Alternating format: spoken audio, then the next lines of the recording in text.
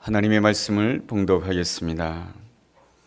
내가 예루살렘에 이르러 머무른 지 사흘 만에 내 하나님께서 예루살렘을 위해 무엇을 할 것인지 내 마음에 주신 것을 내가 아무에게도 말하지 아니하고 밤에 일어나 몇몇 사람과 함께 나아갈새 내가 탄 짐승 외에는 다른 짐승이 없더라. 그 밤에 골짜기 문으로 나아가서 영정으로 분문에 이르는 동안에 보니 예루살렘 성벽이 다 무너졌고 성문은 불탔더라. 앞으로 나아가 샘문과 왕의 못에 이르러서는 탄 짐승이 지나갈 곳이 없는지라.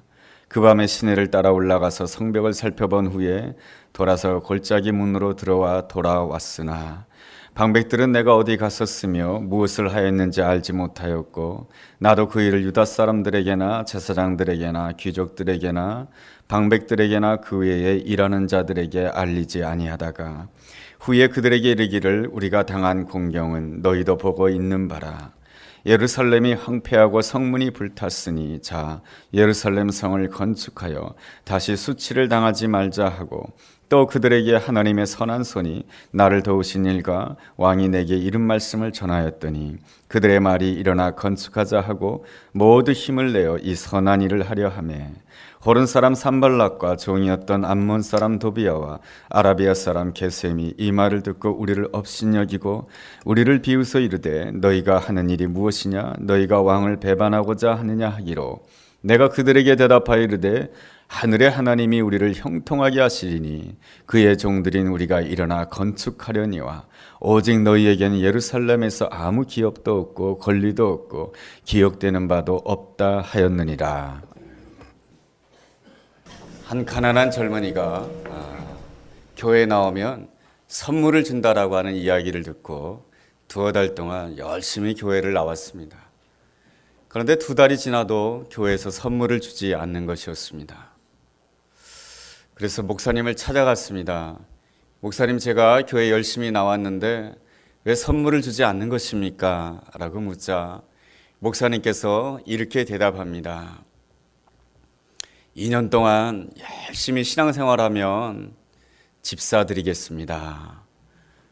그런 말을 듣자 너무나도 감격스러웠습니다. 2년 동안 열심히 신앙생활하면 집사 주신다고요? 너무나도 감사하게 생각했습니다. 잘 믿기지가 않았습니다. 목사님의 외모를 보니까 집사 줄 만한 그런 능력은 없어 보이는데 그래도 목사님께서 약속하신 거니까 한번 믿어보기로 하였습니다. 그래서 2년 동안 열심히 교회에 나오면서 예배 참석하고 시간마다 참석하고 또한 열심히 또한 봉사생활도 하였습니다. 그런데 저기 한 해가 지나고 나서 이제 지난해 이제 2년째 집을 안 사주죠. 그래도. 그래서 그렇지만 이제 2년이 지난 다음에 이 젊은이가 목사님을 모시게 되었습니다. 목사님, 제가 자그마한 집을 장만하였습니다. 저희 집에 와 주셔서 예배 드려 주시기 바랍니다. 그러자 목사님이 너무나도 놀랐습니다. 이 가난한 젊은이가 어떻게 2년 만에 집을 살 수가 있었을까? 그래가지고 어떻게 그렇게 집을 살 수 있었냐고 이렇게 물어보았습니다. 그러자 이 젊은이가 그동안의 이야기를 쭉 털어놓았습니다. 저는 목사님의 말씀을 듣고 2년 동안 정말로 열심히 신앙생활했습니다. 목사님이 집사 주시겠다라고 하지 않았습니까? 그런데 제가 지난해에 알았습니다. 목사님이 집사 주시겠다라고 하는 것은 집 사주겠다고 하는 것이 아니고 집사 직분을 주겠다라고 하는 뜻을 작년에야 알았습니다. 그 순간에 내가 속았구나 그런 생각 가운데 목사님이 거짓말을 했으니 내가 목사님을 고소해야 되겠다 이런 생각도 잠깐 했겠지만은 지난 2년 동안 지나온 세월들을 돌아보니까 자기가 예수 믿은 이후로 너무나도 변해 있다라고 하는 것을 깨닫게 되었다라고 하는 것입니다. 예수 믿기 이전에는 늘 부정적이었고 늘 원망의 생각이었고 늘 불평이었는데 예수 믿고 나서부터 마음에 믿음도 생기고 그리고 모든 것을 긍정적으로 바라보게 되고 소망을 가지게 되고 그러다가 보니까 또한 나 자신에 대한 자부심도 생기고 열심히 일하다가 보니까 이렇게 돈도 벌게 되고 그래서 자그마한 집을 사게 되었다는 것입니다. 목사님께서 집 사 주시겠다라고 하는 그 말씀처럼 하나님께서 저에게 집을 사 주셨습니다. 너무나도 감사합니다 라는 그러한 하나의 이야기였습니다. 우리가 처음 신앙생활할 때에는 나 중심적으로 신앙생활하기가 쉽습니다.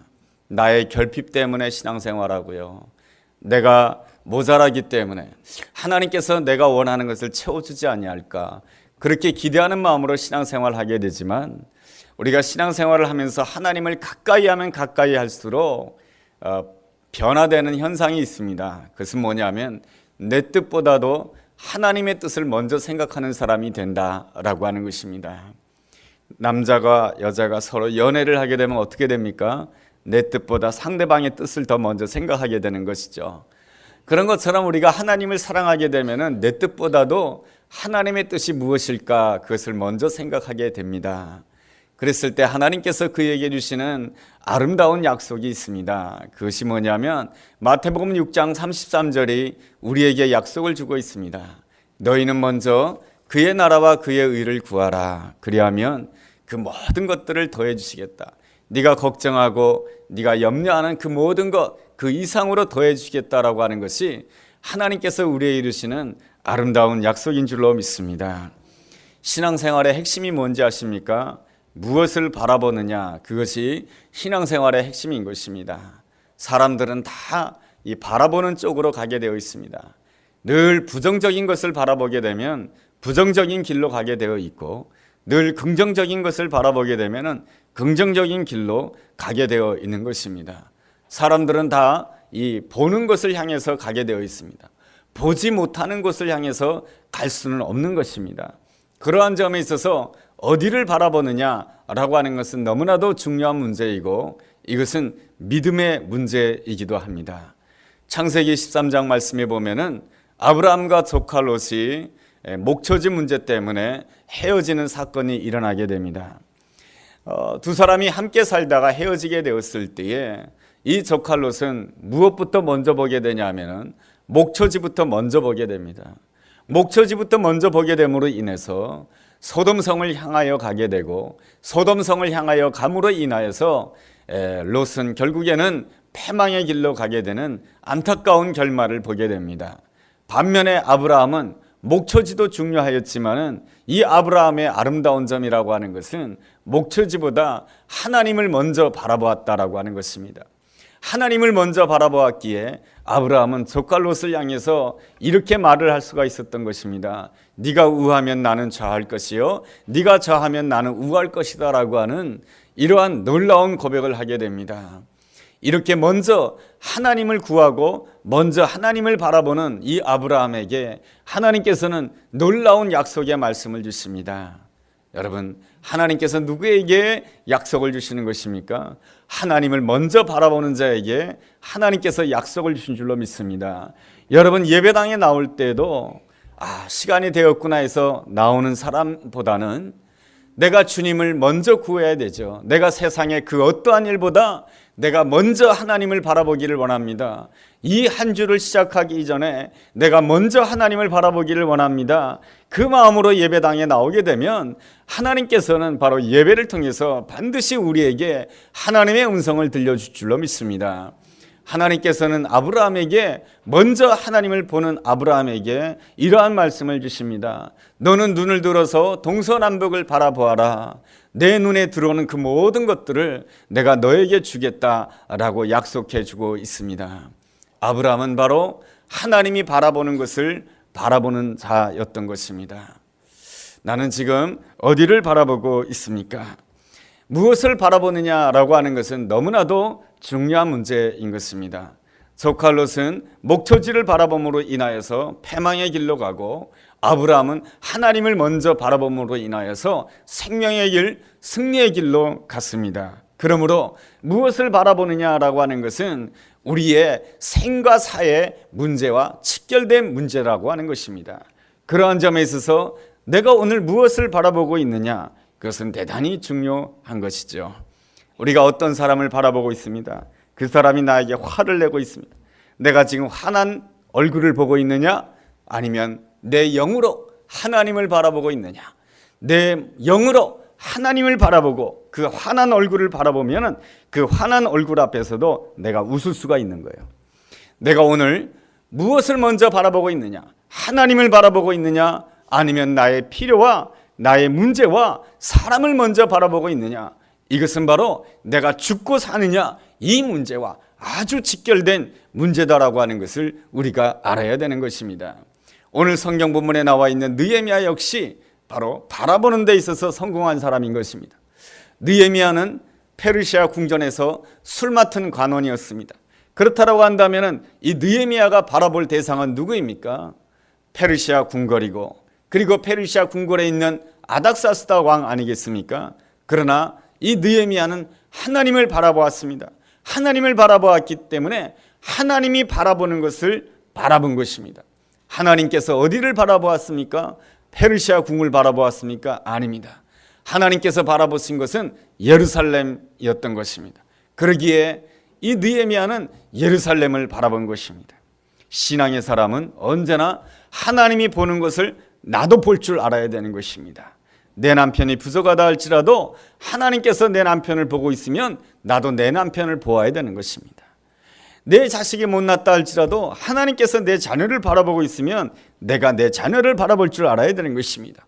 교회에 문제점이 있다 할지라도 하나님께서 교회를 바라보고 있으면 나도 교회를 바라볼 수가 있어야 되는 것입니다.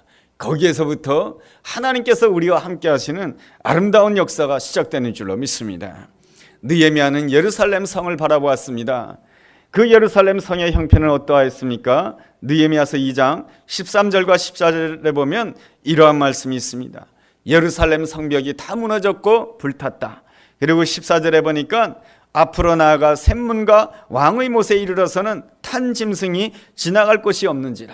탄 짐승이라고 하는 것은 말을 뜻하는 것이죠. 여러분, 왕의 못이라고 하는 것은 실로암 못이라고 하는 것입니다. 실로암 못이다라고 하는 것은, 우물이라고 하는 것은 무엇입니까? 모든 사람들이 이용해야 될 곳입니다. 그런데 그곳에 말 하나가 지나갈 수 없을 정도로 모든 것이 엉망이었다라고 하는 것은 무엇입니까? 바로 예루살렘에는 길이 없었다라고 하는 것입니다. 모든 것이 비관적이었고 모든 것이 절망적이었습니다. 그러나 느헤미야는 그 가운데서도 놀랍게 선포를 하게 됩니다. 17절 하반절에 보면은 예루살렘 성을 건축하자. 그래서 우리는 다시는 수치를 당하지 말자라고 선포를 하게 됩니다. 느헤미야의 아름다운 점이라고 하는 것이 무엇입니까? 내가 보고 싶은 데를 보지 않았습니다. 느헤미야가 보고 싶은 데는 어디입니까? 페르시아 궁전 아니겠습니까? 느헤미야가 보고 싶은 데는 어디입니까? 아닥사스다 왕 아니겠습니까? 편안한 자리 아니겠습니까? 그러나 느헤미야의 아름다운 점이라고 하는 것은 하나님이 바라보는 것을 바라보았던 것입니다. 하나님이 바라보는 것은 예루살렘 성이었던 것이죠. 예루살렘 성은 다 무너지고 불탔습니다. 그러나 주님께서 그것을 바라보기에 느헤미야도 그것을 바라보고 있습니다. 그 모든 것들이 비관적이었고 그 모든 것에 엉망이었지만은, 그러나 그 가운데서도 이 느헤미야는 선포하고 있습니다. 하나님을 바라보면서 절대 긍정을 선포하면서 우리가 성전을 건축하자 하면서 우리가 다시는 수치를 당하지 말자라고 하면서 이스라엘 백성들에게 놀라운 소망의 메시지를 선포하고 있습니다. 하나님께서 바로 이러한 사람을 쓰시는 것이죠. 이러한 사람이 가정에 한 사람이 있다라고 한다면 그 가족이 아무리 잘못된다 할지라도 그 한 사람을 통해서 가족이 회복되는 줄로 믿습니다. 그렇다라고 한다면 이 느헤미야가 어떻게 이 놀라운 하나님의 은혜를 누릴 수가 있었습니까? 첫째로 느헤미야는 모든 것을 보는 차원이 달랐던 사람인 것입니다. 모든 것을 하나님의 시각으로 보았던 것이죠. 하나님의 시각으로 보는 아름다운 모습이 20절 말씀에 잘 기록되어 있습니다. 20절 말씀 보면 이러한 말씀이 있습니다. 내가 그들에게 대답하여 이르되 하늘의 하나님이 우리를 형통케 하시리니. 모든 보이는 상황은 무너진 상황이었고 불탄 상황이었고 황폐화된 예루살렘 성벽이었지만 이 느헤미야는 하늘의 하나님을 바라보았습니다. 그리고 하나님의 시각으로 모든 것을 바라보고 있는 것입니다. 하나님의 시각으로 바라볼 때에 우리는 하나님께서 허락하시는 형통의 은혜를 누릴 수가 있는 것입니다. 우리나라 대한민국의 역사도 그렇지 않습니까? 지금으로부터 130년 전 1885년도에 언더우드 선교사님, 언더우드 목사님이 부활절 날에 인천항에 들어오게 됩니다. 그래서 이 땅에 들어왔을 때, 조선을 바라보았을 때 이 조선의 땅은 너무나도 어렵고 힘든 가운데 있었습니다. 곧 일본에 의해서 먹힐 수밖에 없는 그러한 비참한 상황 가운데 있었습니다. 언더우드 선교사님은 이 조선 땅을 바라보면서 이렇게 기도하였습니다. 주님, 아무것도 보이지 않습니다. 메마르고 가난한 땅, 나무 하나 시원하게 자라는 것을 볼 수가 없습니다. 제가 어떻게 그 넓고 넓은 태평양을 건너 여기까지 왔는지 모르겠습니다. 참으로 기적입니다. 이 땅에 보이는 것은 어두움 뿐이며 가난한 인습에 묶인 조선인들 뿐입니다. 지금은 예배드릴 예배당도 없습니다. 학교도 없습니다. 그저 경계와 의심과 멸시와 천대밖에 없습니다. 그러나 이곳이 머지않아 은총의 땅이 될 것을 믿습니다. 이곳이 머지않아 이 땅의 백성들이 자기 자신이 바로 하나님의 아들이고 자기 자신이 바로 하나님의 딸임을 기억하며 기뻐하는 그날이 반드시 오게 될 것을 믿습니다. 이렇게 언더우드 선교사는 이 조선 땅을 향해서 기도하였던 것입니다.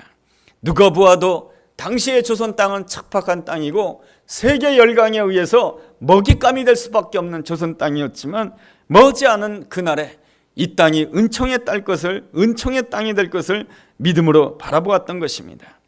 이를 통해서 우리가 알 수 있는 것이 무엇입니까? 바로 믿음의 눈, 바로 하나님의 시각으로 바라보는 것이 중요한 것입니다. 믿음의 눈으로 바라본다라고 하는 것은 형편보다, 사람보다 하나님을 먼저 생각하는 것인 줄로 믿습니다. 나는 어떻습니까? 하나님을 먼저 생각합니까? 아니면 사람을 먼저 생각하는 것입니까? 사람을 만날 때도 하나님을 먼저 생각하고 사람을 만나야 그 사람을 품을 수가 있고 그 사람을 감당할 수가 있는 것입니다. 그런데 하나님을 생각하지 못하고 사람만 만나게 되면 그 사람과의 불편한 관계 속에 들어가게 되고 그 사람과의 관계 속에서 내가 짓눌리게 되는 것입니다. 그래서 늘 먼저 하나님을 생각하고 사람을 볼 줄 알아야 되는 것입니다. 그럴 때 형편을 넘어서서 하나님께서 준비해 놓으신 아름다운 은혜와 축복을 누릴 수 있게 되는 줄로 믿습니다. 여러분, 애굽 땅에 노예로 끌려갔던 요셉이라고 하는 사람이 그런 사람 아니겠습니까? 애굽 땅에 11년 동안 노예 생활하였습니다. 그 결과가 어떻게 됩니까? 감옥에 들어가게 됩니다.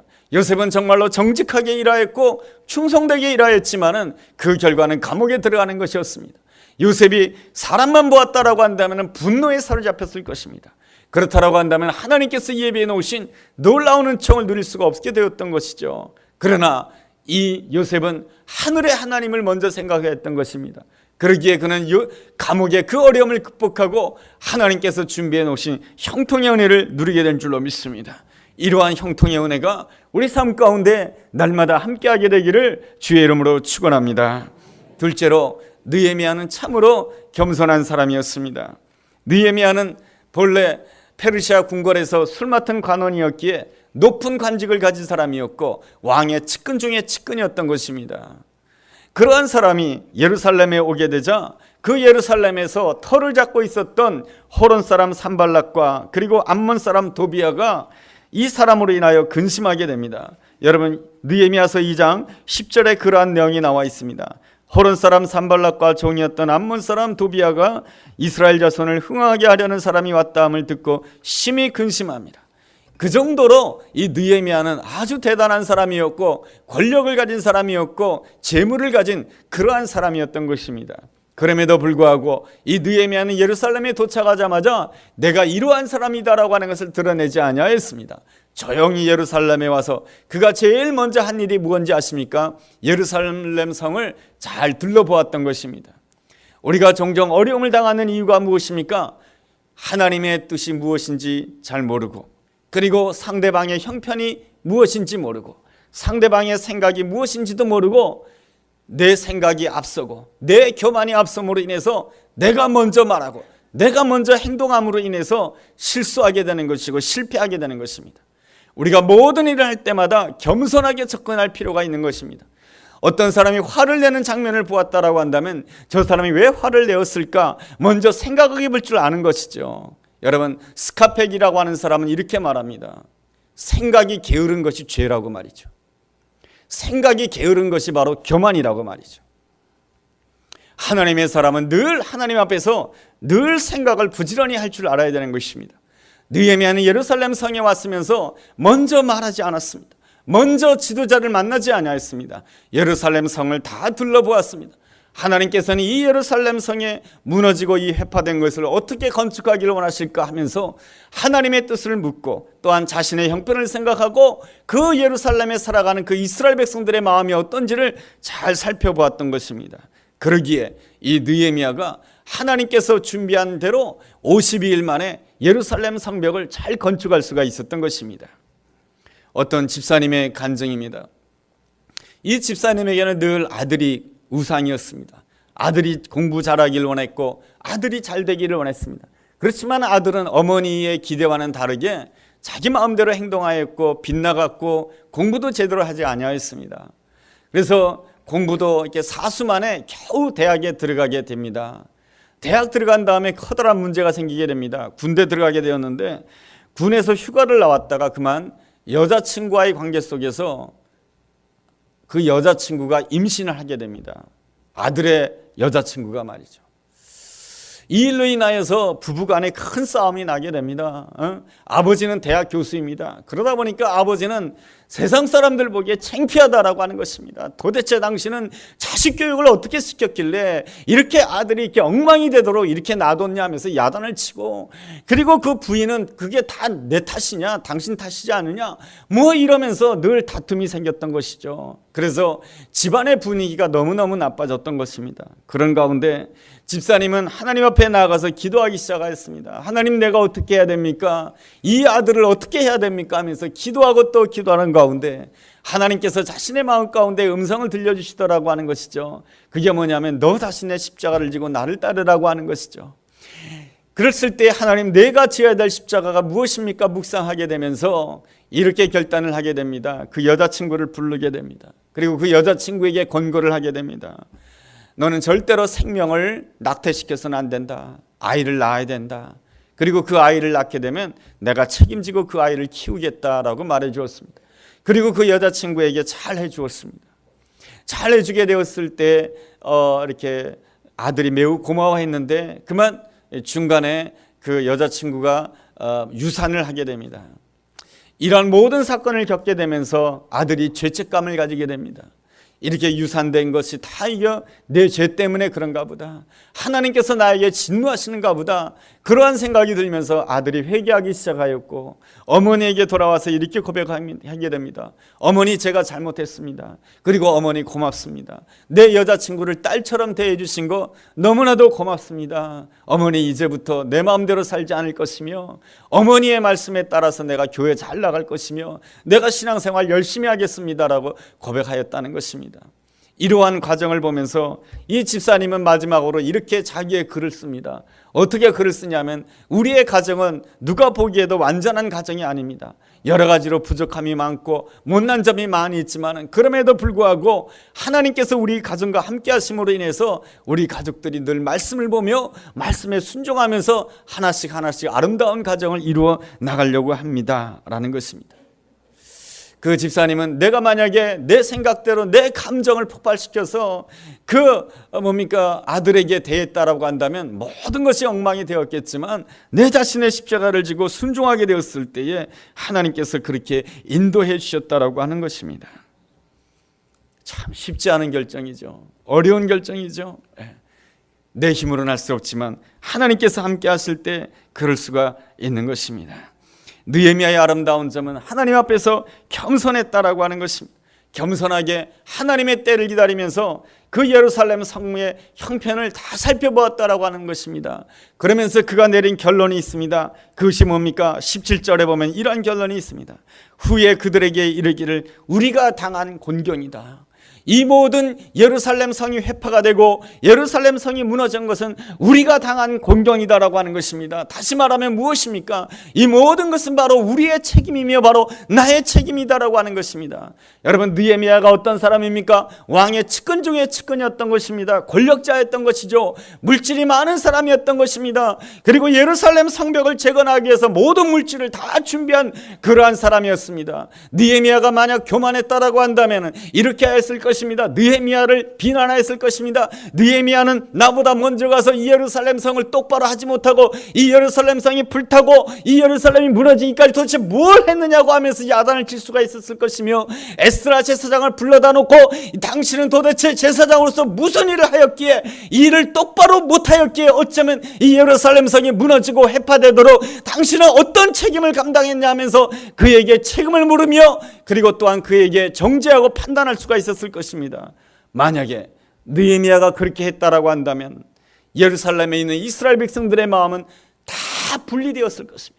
하나처럼 다 갈라질 수밖에 없었고, 결단코 하나님께서 예비해 놓은 대로 하나님이 준비해 놓으신 그 예루살렘 성을 52일 만에 아름답게 건축하지 못했을 것입니다. 그러나 느헤미야는 그렇게 하지 아니하였습니다. 이것은 우리가 당한 공경이며 우리의 책임이며 이것은 나의 책임입니다.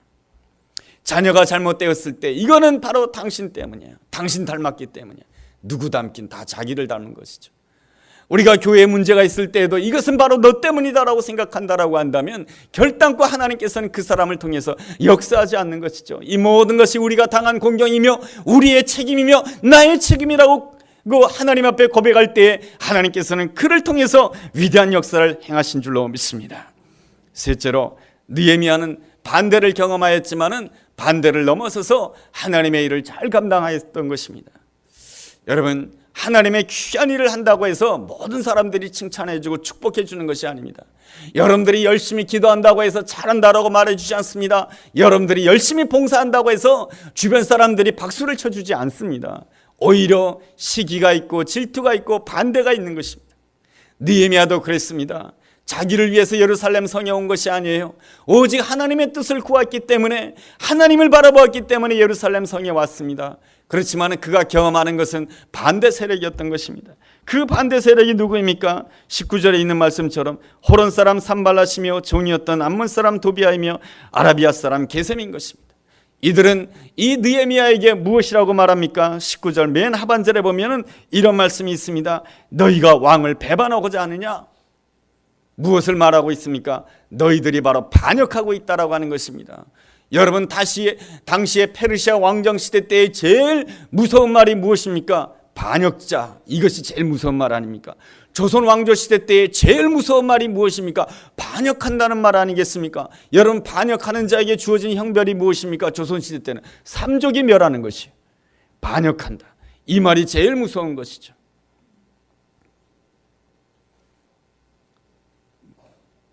하나님의 일을 열심히 하는 사람에게 제일 무서운 말이 뭐겠습니까? 저 사람 이단 아니야? 이게 제일 무서운 말입니다. 사람들은 말이죠, 이렇게 아름다운 일을 해도, 하나님의 뜻대로 아름다운 일을 한다 할지라도 이 반대 세력을 경험하게 되어 있습니다. 왜냐하면 그 뒤에 악한 사단의 세력이 있기 때문에 그런 것이죠. 여러분, 이러한 경우에 어떻게 감당해야 되겠습니까? 여러분, 느헤미야가 아름다운 모습을 보여주고 있습니다. 느헤미야의 답변은 20절 말씀인 것이죠. 내가 그들에게 대답하여 이르되 하늘의 하나님이 우리를 형통케 하시리니. 여러분, 느헤미야의 대답은 이러한 것이 아닙니다. 내가 누군지 아느냐? 왕의 측근 중에 측근이야. 내가 누군지 아느냐? 이 예루살렘 성벽을 건축하기 위해서 많은 재물을 가진 사람이야. 내가 누군지 아느냐? 이러한 권력자야. 내가 누군데 감히 너가 나에게 그런 말을 해? 그렇게 말하지 아니했습니다. 내가 누군데 네가 감히 나에게 이렇게 말해? 그렇다라고 한다면 내가 싸워야 되는 것이고 내가 이겨야 되는 것입니다. 그러나 하나님의 사람은 그러한 사람이 아닌 것입니다. 내가를 앞세우기보다는 하늘의 하나님을 앞세우는 것이죠. 하늘의 하나님이 우리를 형통케 하시리니 너희들이 무슨 말을 한다 할지라도 내가 거기에 대해서 신경 쓰지 아니하리라. 하늘의 하나님은 땅의 그 어떠한 차원보다 높으신 하나님이신 것입니다. 하늘의 하나님이 나와 함께 한다라고 한다면 우리 앞에 커다란 산이 있다 할지라도 그 산을 넘어 형통케 되는 아름다운 은혜가 있게 되는 줄로 믿습니다. 하나님께서는 우리 모두에게 형통의 은혜를 주시길 원하시는 좋으신 하나님이신 줄로 믿습니다. 그 놀라운 형통의 은혜를 누리기 위해서는 바라보는 것이 중요한 것입니다. 내가 사람을 바라보기보다, 형편을 바라보기보다 먼저 하나님을 바라봐야 될 줄로 믿습니다. 하나님이 보는 것을 내가 볼 줄 알아야 되는 것입니다. 그리고 또한 내가 겸손해야 되는 것이죠. 그리고 상대방의 생각이 어떤지 살피고 또 생각하고 또 생각해야 되는 것입니다. 생각이 게으른 것이 죄요 교만이다라고 하는 것입니다. 그리고 반대에 부딪힌다 할지라도 내가를 앞세우는 것이 아니고 하늘의 하나님이 나를 형통케 하신다라고 한다면 내가 능히 이길 수 있는 줄로 믿습니다. 이 아름다운 고백을 가지게 되었을 때 우리는 우리 앞에 어떠한 장애물이 있다 할지라도 하나님께서 예배해 놓으신 형통의 은혜를 누리게 될 줄로 믿습니다. 그 아름다운 은혜가 우리 모두의 삶 가운데 함께하게 되기를 주의 이름으로 축원합니다. 기도하겠습니다. 하나님 아버지, 어떠한 자리에 있을지라도 당장의 나의 필요에 매이기보다는 하나님의 뜻을 먼저 구하는 자가 되게 하여 주옵소서. 성급하게 말하고 행동하기 이전에 먼저 겸손하게 하나님 앞에 무릎을 꿇고 주변을 살필 줄 아는 지혜로운 자 되게 하여 주옵소서. 사람과의 관계 속에서도 어려움이 있다 할지라도 사람을 먼저 보지 말고 먼저 하늘의 하나님을 바라보는 가운데 하늘의 하나님께서 형통케 하심을 믿고 믿음으로 담대하게 용기 있게 전진함으로 승리하는 우리가 되게 하여 주옵소서. 예수님의 이름으로 기도했습니다. 아멘.